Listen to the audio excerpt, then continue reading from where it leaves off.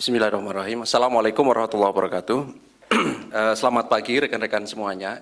Ini pas ya, jam 00. Terima kasih atas kehadiran dari teman-teman semuanya pada pagi hari ini. Sebagaimana yang pernah kami sampaikan pada teman-teman semuanya bahwa KPK saat ini sedang melakukan proses penyidikan terkait dengan dugaan korupsi berupa suap di dalam lelang jabatan ya di lingkungan pemerintah Kabupaten Bangkalan, Jawa Timur, dan kami juga sampaikan pada saatnya nanti ketika penyidikan ini cukup pasti kami akan sampaikan kepada masyarakat melalui teman-teman tentunya terkait dengan konstruksi perkaranya dan nama-nama dari tersangka yang telah ditetapkan serta pasal-pasalnya.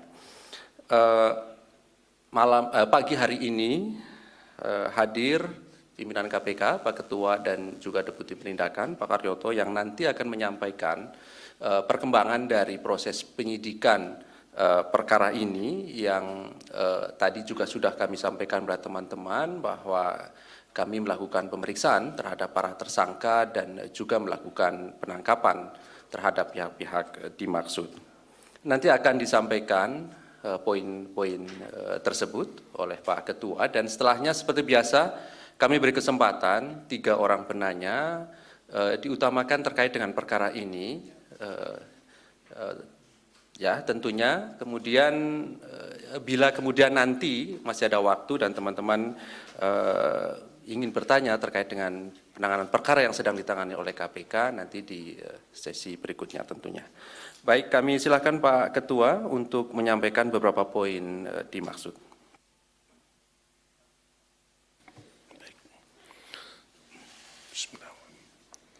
Assalamualaikum warahmatullahi wabarakatuh.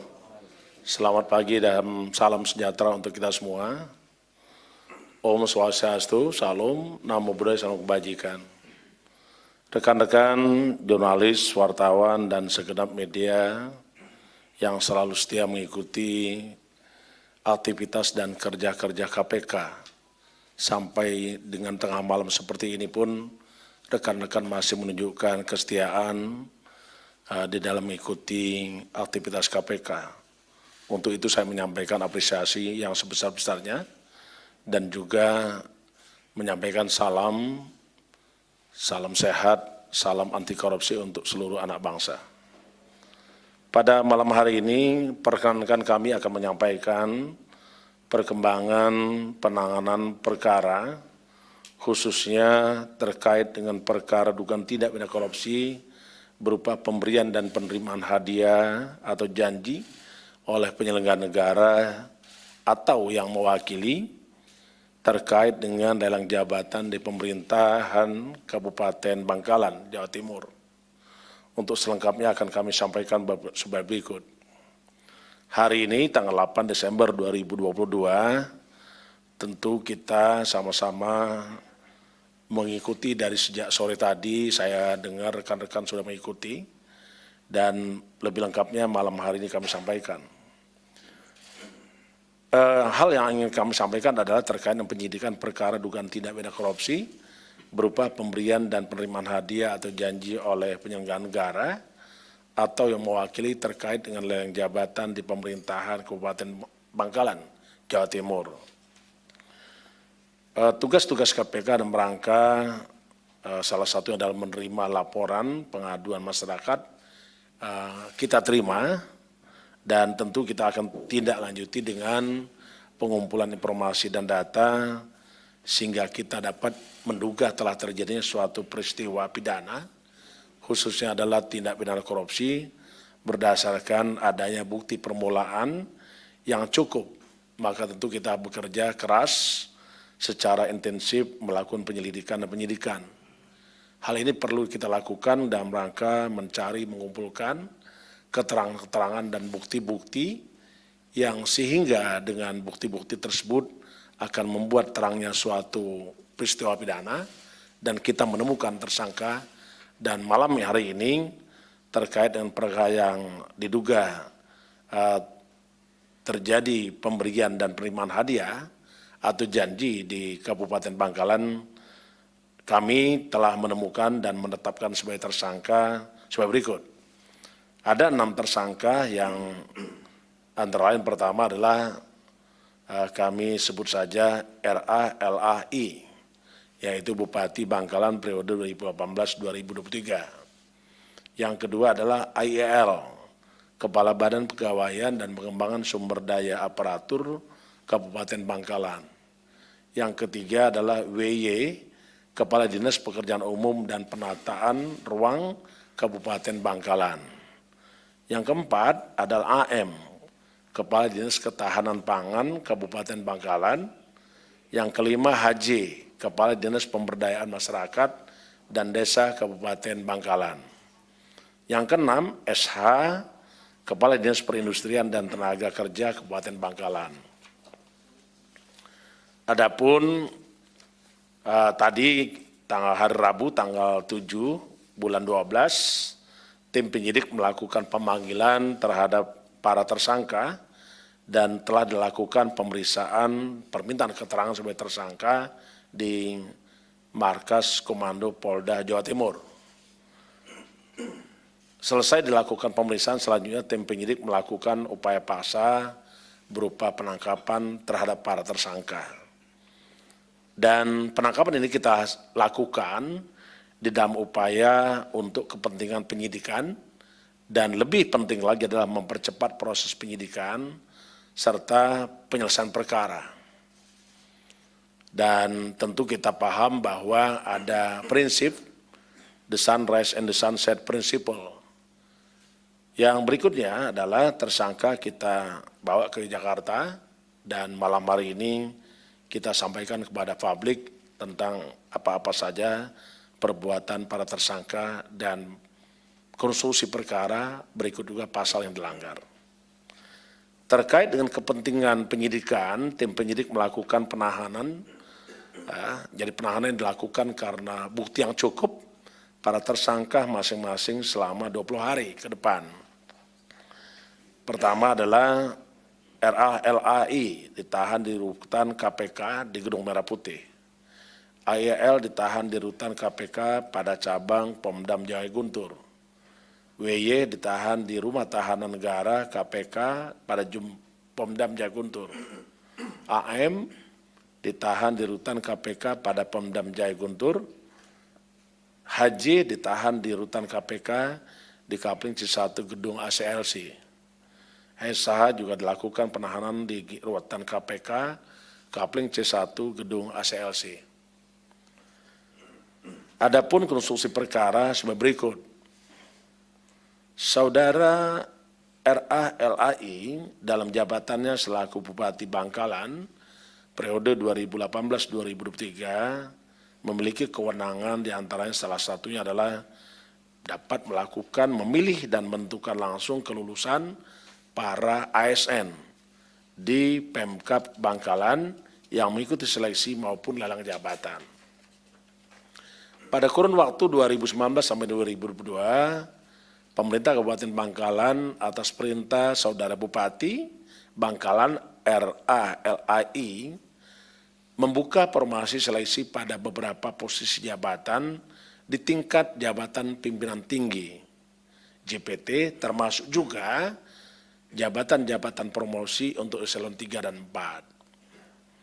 Melalui orang-orang kepercayaannya, Saudara Bupati Bangkalan, yaitu saudara tersangka RA-LAI, kemudian melakukan permintaan komitmen fee berupa uang kepada setiap ASN yang berkeinginan untuk bisa dinyatakan lulus, terpilih, dan lulus dalam seleksi jabatan tersebut.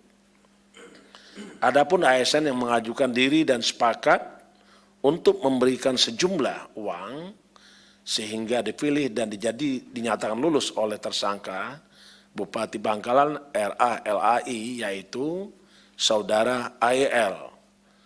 Ulangi, tersangka IEL, tersangka WY, tersangka AM, tersangka HJ, dan tersangka SH.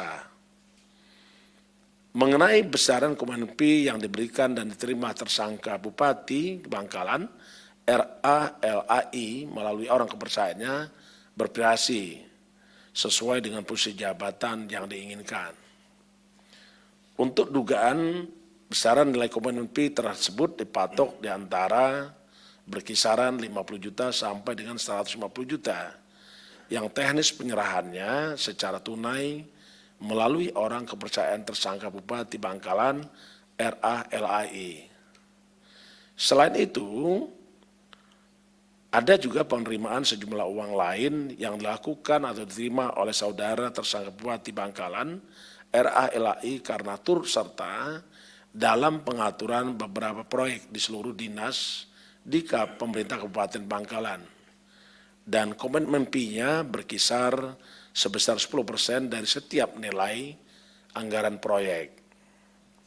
Jumlah uang yang sampai hari ini telah diterima oleh saudara tersangka Bupati Bangkalan RA.LAI melalui orang kepercayaannya setidaknya berkisar 5,3 miliar rupiah. Sedangkan penggunaan uang-uang yang diterima tersangka RA.LAI tersebut diperuntukkan untuk keperluan pribadi, diantaranya untuk melakukan survei elektabilitas yang bersangkutan.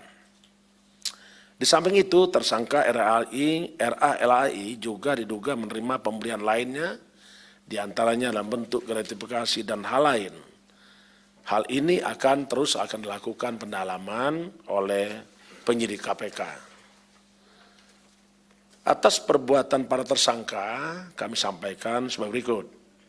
Tersangka AEL, WY, AM, HJ, dan SA sebagai pemberi melanggar pasal 5 ayat 1 huruf A atau pasal 5 ayat 1 huruf B atau pasal 13 Undang-Undang 31 1999 sebagaimana telah diubah dengan Undang-Undang Nomor 20 Tahun 2001 tentang perubahan atas Undang-Undang 31 Tahun 1999 tentang pemberantasan tindak pidana korupsi.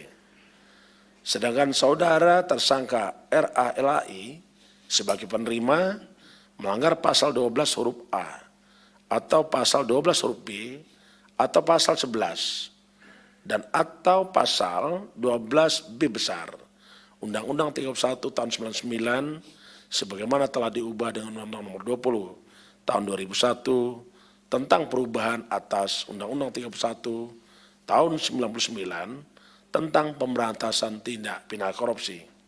Yonto pasal 65 ayat 1 Kitab Undang-Undang Hukum Pidana.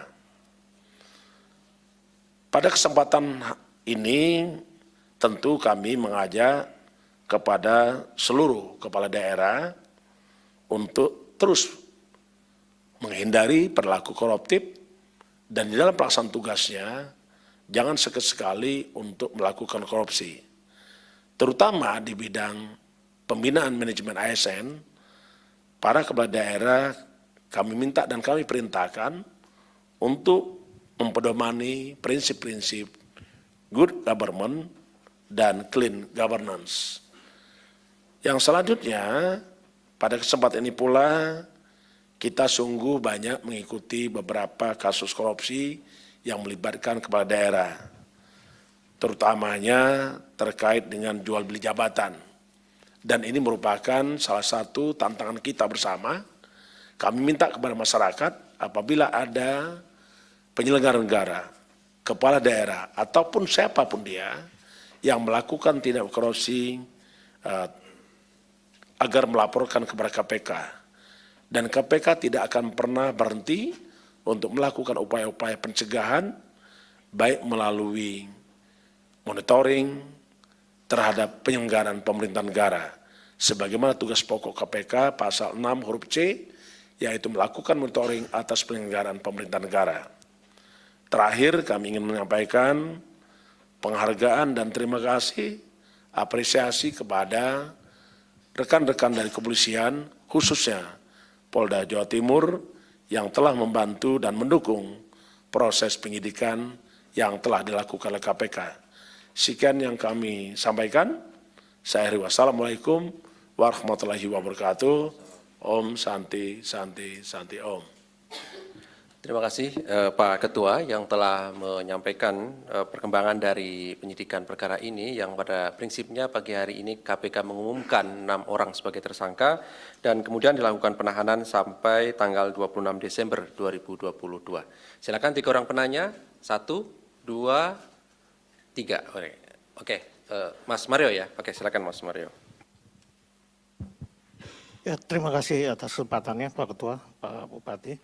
Ya, yang saya mau tanyakan nih, seingat saya bahwa tersangka Abdul Latif ini sempat menyambangi KPK pada tanggal 25 Maret 2022. Dalam kesempatan kedatangannya, justru Abdul Latif ini menerima hibah berupa 4 bidang tanah maupun ada bangunan, seingat saya. Apakah saat Abdul Latif ini menyambangi KPK itu kasus ini sudah dideteksi oleh KPK atau belum? Nah, kedua, ini kan modus soal jual beli jabatan ini kan udah menjadi semacam modus rutin kepala daerah. Ya kalau nggak main jual beli jabatan seperti Rahmat Effendi itu kan sampai lurah aja tuh kan ada charge-nya 25 juta sampai 50, camat sekian, belum pejabat-pejabat lainnya.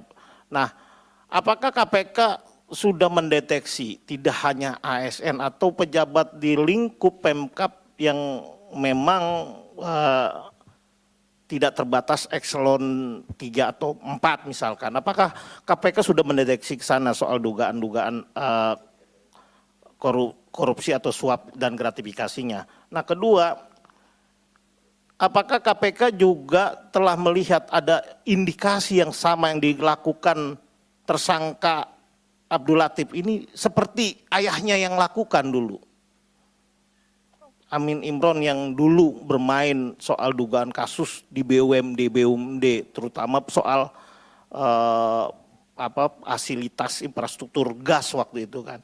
Apakah KPK melihat profil tersangka ini juga melakukan yang sama yang seperti dilakukan ayahandanya? Izin Mas Ali, Pak Ketua, untuk kasus yang lain karena saya hari ini juga harus butuh konfirmasi. Pertama, terkait pemeriksaan anggota DPR bernama Arianto Munawar yang hari ini diperiksa selama hampir 7 jam dan saya saat konfirmasi yang bersangkutan menyatakan memang mengenal dekat sosok Karomani lantaran dia sebagai wakil dari ketua wilayah NU Lampung menggantikan Musa Zainuddin. Dia mengaku sangat mengenal Karomani dan dia sempat meminta tolong melalui pesan WhatsApp, mengatakan meminta tolong untuk memasukkan salah seorang kerabatnya dan mengakui, tetapi anaknya tidak masuk. Apakah KPK sudah mendalami ada pemberian atau penerimaan yang dilakukan tersangka Karomani terkait hal tersebut? Dan kedua, apakah KPK juga akan mengkonfirmasi pejabat-pejabat lainnya yang diduga memang sudah ada koordinasi antara pertemuan kayak forum rektor gitu dengan para pejabat siapa saja yang ingin menitipkan kolega atau saudaranya, apakah KPK sudah sampai sana? Terus ketiga, untuk kasus lain terkait kasus dugaan penerimaan suap dan gratifikasi terkait Muhammad Syahrir, Kepala BPN Riau. Hari ini diperiksa Direktur Permata Bintang Cemerlang yang diketahui Firdaus Firbri ini diduga merupakan pengusaha cukup besar juga di sana. Dia mengkonfirmasi bahwa selain dilakukan pemeriksaan hari ini dia ada sejumlah asetnya yang disita senilai 1,1 miliar rupiah. Apakah memang aset tersebut yang telah disita berikut dokumennya yang diakui tadi, itu disita memang berkaitan langsung dengan kasus dugaan suap Kepala BPN Riau. Ya, itu aja dulu Mas Ali. Terima kasih, Mas Mario. Ya. Ya, di belakangnya silakan. Mas Chandra ya? Oke. Oke. Saya mau mengonfirmasi tadi ada agak yang sedikit kurang jelas gitu. Tadi kan Pak Ketua bilang bahwa para 6 tersangka ini sempat diperiksa dulu di Polda Jatim kalau nggak salah ya. Terus habis itu ditahan. Nah ini kenapa habis diperiksa ditahan? Apakah emang penyidik menilai dia tidak kooperatif atau penyidik menilai dia mau kabur atau emang direncanain gitu? Habis ditangkap, habis diperiksa ditahan gitu kan. Terus mau nanya lagi soal tadi kurang jelas uang hasil jual beli jabatannya ini udah dipakai atau belum? Apakah ada barang yang sudah dibeli oleh para tersangka ini untuk dari uang itu gitu? Kasus lain boleh ya Pak? Oke, ada pasal dalam RKUHP yang disebut bisa meringankan penanganan kasus korupsi, yaitu di pasal 603 di mana pelaku korupsi dihukum penjara paling sedikit selama 2 tahun dan maksimal 20 tahun. Tidak ada ancaman hukuman mati dan lain sebagainya. Nah, apakah kalau pandangan KPK RKUHP ini meringankan pelaku korupsi atau gimana gitu Pak? Terus kasus lain lupa. Oke, ini kan jelang tahun politik sedikit lagi ya Pak, dan kayaknya tinggal beberapa bulan lagi gitu. Apakah KPK punya cara sendiri untuk mencegah adanya transaksi ilegal yang berbau terkait dengan pencalonan para calon nanti gitu Pak? Terus yang ketiga, pencalonan pejabat-pejabat lah itu, capres dan cawapres segala macam. Yang terakhir, kasus Rektor Unila menyambung Bang Mario tadi. Kan disebut kalau Rektor Unila Karoban itu menyebut banyak pejabat kayak seperti Mendak Zulhas dan anggota DPR Utut Adianto memintanya untuk membantu memasukkan calon mahasiswa ke kampus itu. Terus juga disebut ada chatnya, dalam persidangan juga diperlihatkan ada chatnya. Nah ini gimana, apakah KPK akan membuka penyelidikan baru atau menunggu jaksa memberikan laporan seperti itu? Oke, terima kasih Mas Chandra. Terakhir, saya beri kesempatan. Tadi kayaknya ada 3 orang ya, silakan. Atau cukup? Nggak jadi? Oh ya, silakan. Iya, boleh, silakan. Selamat malam Pak Ketua, Pak Ali, Pak Karyoto. Saya Flori dari Republika. Mungkin nggak nanya soal kasus sih Pak, cuman mau minta tanggapan aja soal kan DPR dan pemerintah sudah menyetujui untuk segera mengesahkan RUU ekstradisi buronan antara Indonesia dan Singapura. Nah, bagaimana langkah selanjutnya KPK terkait hal itu? Terus berapa banyak buronan KPK yang diduga berada di Singapura? Itu aja sih Pak. Terima kasih. Mbak Klori, cukup ya? Yang mengkonfirmasi, KPK melakukan pengadaan 3 mobil tahanan baru yang dari layoutnya itu dalamnya itu cukup canggih dan berbeda dari mobil tahanan sebelumnya. Apakah memang pengadaan 3 unit mobil baru ini ingin menyambut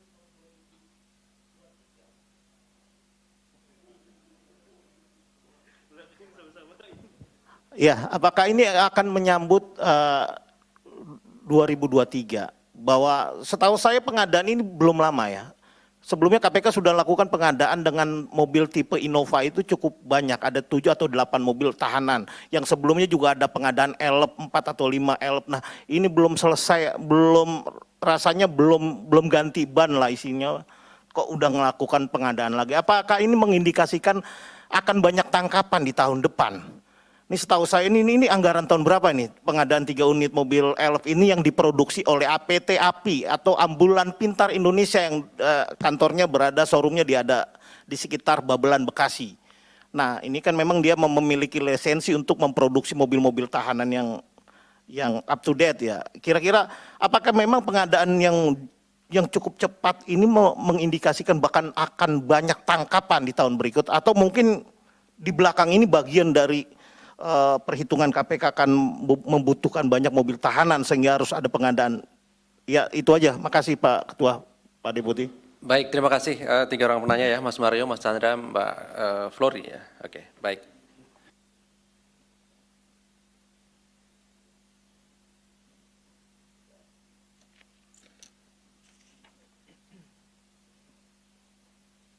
Terima kasih kepada Pak Mario yang memberikan respon setidaknya 2 gelombang. Gitu. Kalau yang lain baru satu-satu, Pak Mario langsung 2. Gitu. Bah, itu membuktikan bahwa Pak Mario dan rekan-rekan semua memberikan perhatian kepada KPK. Terima kasih. Saya akan coba merespon beberapa pertanyaan tadi. Yang pertama adalah tentu kita harus mengikuti kembali tentang penggunaan benda sitaan ataupun barang rampasan. Sebagaimana peraturan Kementerian Keuangan itu ada di nomor 8 tahun 2016 bahwa penggunaan dan pemanfaatan barang rampasan itu bisa menjadi 3. 1, bisa dimusnahkan kalau itu gampang rusak ataupun berbahaya. 2, bisa dilelang, yang hasil lelang itu disetorkan kepada kas negara dan akan menjadikan aset recovery dan juga mengembalikan kerugian keuangan negara. Yang 3, ada mekanisme yang kita kenal dengan penetapan status penggunaan. Ini penting kami sampaikan terkait dengan pertanyaan Pak Mario pada tanggal 25 Maret 2020 yang lalu, bahwa pemerintah Kabupaten Bangkalan menerima 4 bidang tanah yang diberikan sebagai status penetapan status penggunaan. Dan ini harus dipisahkan, kita memberikan kepada pemerintah daerah, bukan kepada seorang bupati. Itu harus dipisahin nih. Yang pertama. Yang kedua, tadi ada juga pertanyaan terkait dengan apakah KPK mendeteksi dugaan jual beli jabatan. KPK punya instrumen di mana yang kita bangun adalah 1, terkait dengan monitor center for prevention. Setidaknya ada 8 area intervensi KPK.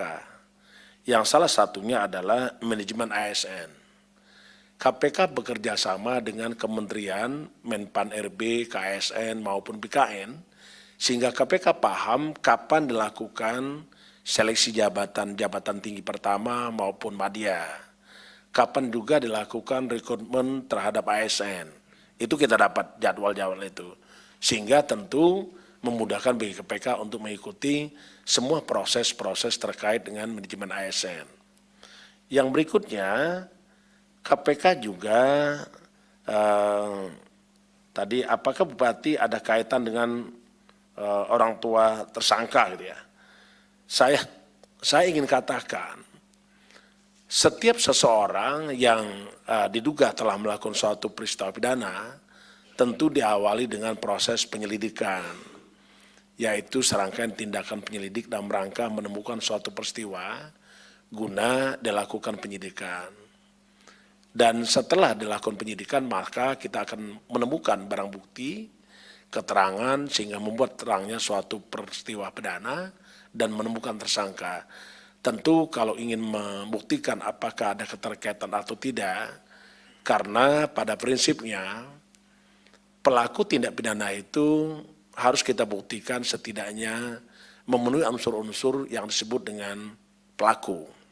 1 adalah siapa yang melakukan, 2, siapa yang menyuruh melakukan, 3, siapa yang turut serta melakukan, yang keempat, siapa yang membujuk melakukan. Nah, terkait dengan Bupati Bangkalan, kita tentu masih perlu pendalaman untuk melihat apakah ada kaitan antara bupati dengan orang tuanya bupati. Oke, sementara ini kita belum menemukan itu, tapi kita akan dalami. Saya tahu nih Pak Mario ini pasti ingin membawa pikiran kita kepada Bupati Probolinggo ini. Karena istri dan suaminya ada kaitan ya. Ini hebatnya Pak Mario ini bertanyanya. Yang berikutnya terkait dengan tadi ada perkembangan kasus di Unila. Kami sungguh mengapresiasi setiap informasi apakah itu berkembang di dalam tahap penyidikan kita atau ada yang pihak-pihak yang kita panggil untuk diminta keterangan ataupun keterangan yang muncul di dalam persidangan. Nah, untuk itu Tentu Kedeputian Penindakan mendalami setiap informasi dan keterangan. Tinggal kita nilai apakah keterangan tersebut merupakan suatu keterangan saksi yang dapat mengungkap suatu perkara. Termasuk juga hasil di persidangan. Nah, terkait dengan hasil persidangan pastilah para jaksa kita, jaksa KPK, membuat catatan-catatan penting tentang ada fakta-fakta persidangan dan itu selalu dibuatkan laporan tentang fakta persidangan. Begitu ya Pak Ali ya? Dan itu akan dinilai oleh KPK, dinilai oleh rekan-rekan jaksa. Yang berikutnya tadi ada juga terkait dengan BPN Riau ya, yang disebut dengan saudara MS tadi ya, tentang penyitaan aset berupa 1 miliar. Tentu ini nanti Pak Karyoto bisa menjelaskan, tetapi yang pasti begini Pak Mario, KPK melakukan penyitaan itu pasti ada dasar hukumnya. Karena pada prinsipnya dalam hukum acara pidana disebutkan, benda apa saja yang dapat dilakukan penyitaan. Antara lain adalah 1, benda yang digunakan sebagai alat untuk melakukan kejahatan. 2, benda hasil dari kejahatan. 3, benda yang berasal dari kejahatan. Tentulah ini yang menjadi pedoman KPK, apakah benda tersebut patut dilakukan penyitaan atau tidak. Jadi ada kriteria-kriteria itu. Saya kira itu yang dilakukan. Berikutnya jadi ada yang bertanya Pak ini ya Chandra ya. Chandra tadi bertanya, Mario saya kira cukup yang itu. Ya. Tadi Pak Chandra bertanya tentang kenapa 6 tersangka ini setelah diperiksa di Polda Jawa Timur ya, selanjutnya dilakukan penahanan. KPK bekerja karena negara kita adalah negara hukum, tentu segala sesuatu yang dilakukan oleh KPK tunduk kepada asas-asas hukum pidana. Terus yang kedua, kita juga menjunjung tinggi hukum dan peraturan perundang-undangan.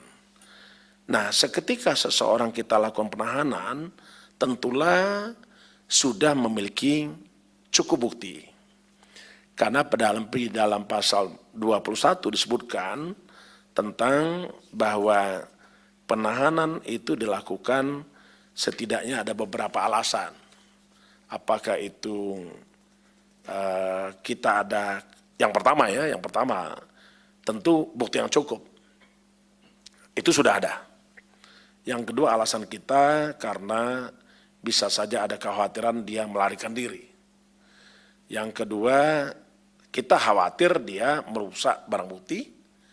Dan yang berikutnya adalah kita ada kekhawatiran bahwa yang bersangkutan melakukan pengulangan atau mengulangi tindak pidana itu sendiri. Saya kira syarat-syarat di bagaimana disebutkan di dalam syarat-syarat penahanan, baik syarat objektif dan syarat subjektif, di dalam pasal 21 hukum acara pidana, Undang-Undang nomor 8 tahun 81, saya kira itu sudah kita penuhi semua. Itu selanjutnya tadi adalah Pak Chandra tadi juga bertanya tentang pasal-pasal baru dengan dalam undang-undang kitab undang-undang hukum pidana tadi ya, ditanyakan itu ya.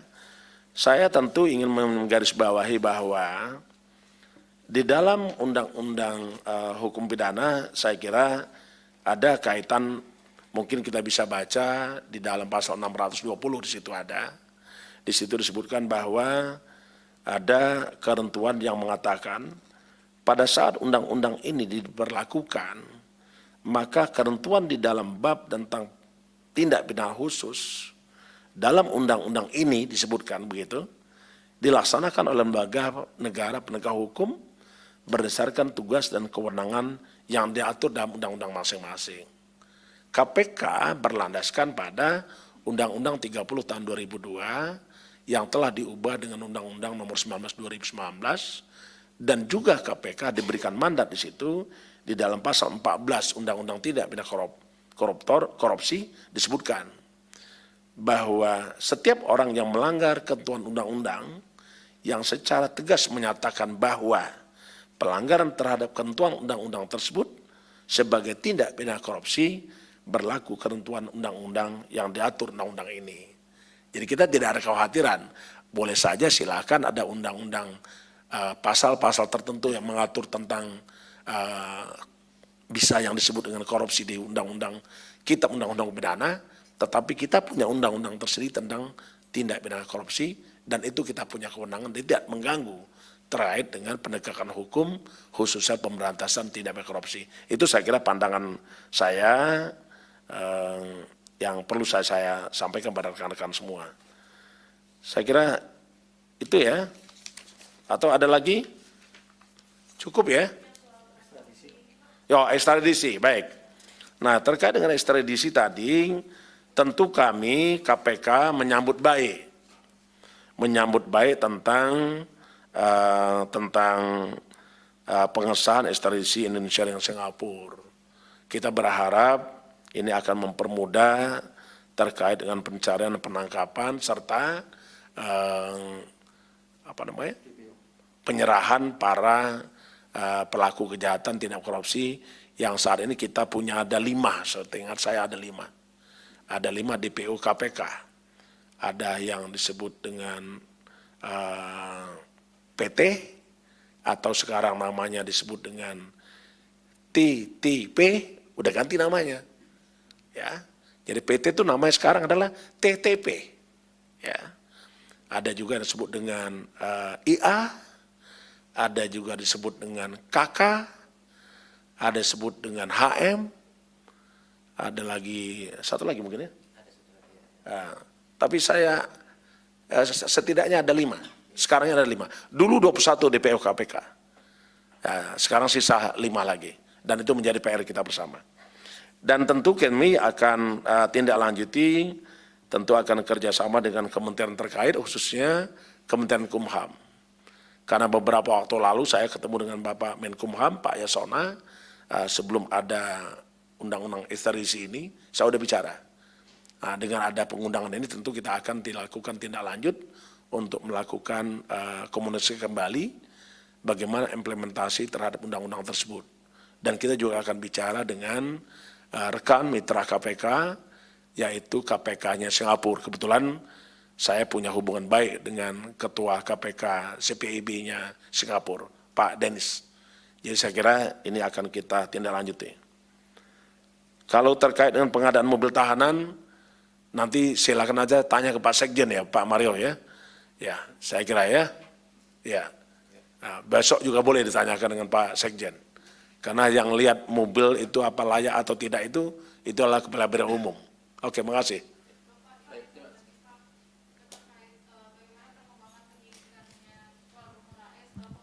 Oh, ini yang baru ini ya? Iya. Oh, oke. Saya Mutia dari Ya, Tempo. soalnya belum saya akan kembalikan dulu dengan Pak Ali kan?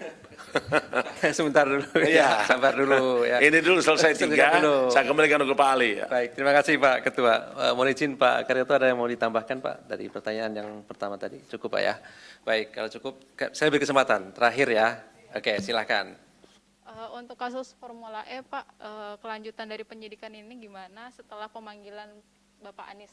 Apakah sudah ada pemanggilan dari ke pihak lainnya, Pak, terkait Formula E? Pak, yang transaksi ilegal jelang Pilpres jelang tahun politik.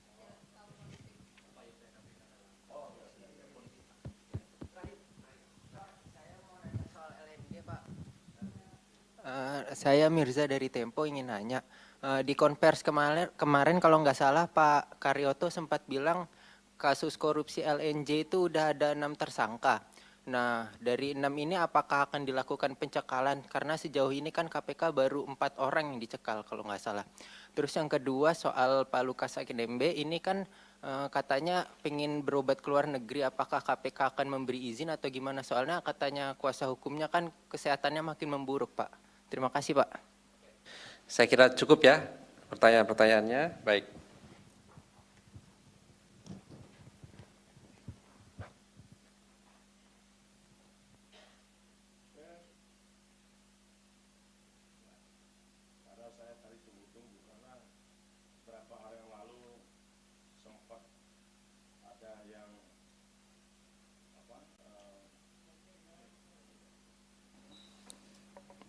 banyak yang bertanya ini, waktu itu terkait dengan upaya KPK menghadapi tahun politik. Yang pertama adalah KPK punya program yang kita sebut dengan politik cerdas dan berintegritas. Itu sudah kita lakukan dan sudah tuntas dengan mengundang seluruh pengurus partai, khususnya 20 partai politik, termasuk 4 partai daerah Aceh. Itu sudah kita lakukan. Dan kita sungguh bersyukur karena ada respon baik dari para pengurus partai politik, di mana mereka mengharuskan, beberapa partai mengharuskan, untuk mencalonkan diri sebagai calon legislatif, harus memiliki sertifikat tentang telah mengikuti pendidikan politik cerdas dan berintegritas. Ini tanda-tanda baik bahwa mereka, rekan-rekan partai politik, mendukung program kita dan mereka mewujudkan Indonesia bebas dari korupsi dengan pendekatan kekuasaan partai politik. Itu satu. Yang kedua, KPK juga bekerja sama dengan Bawaslu dan bekerja sama dengan KPU. Kami selalu komunikasi dengan KPU dan Bawaslu terkait dengan tahap-tahapan pemilu yang akan dilakukan. Yang berikutnya, ada hal program baru yang dilakukan oleh KPK. KPK membentuk sistem integritas partai politik. Ini adalah salah satu cara KPK untuk membantu partai politik supaya terbebas dari praktek-praktek korupsi. Di samping itu kita juga sudah mengajukan beberapa waktu yang lalu beberapa saran untuk ditindaklanjuti oleh pemerintah dan rangka mencegah untuk tidak terjadinya praktek-praktek korupsi dan biaya politik yang tinggi. Apakah itu bentuknya adalah dana saksi, dana kampanye, termasuk juga memperpendek waktu kampanye sehingga biayanya tidak terlalu besar. Itu satu.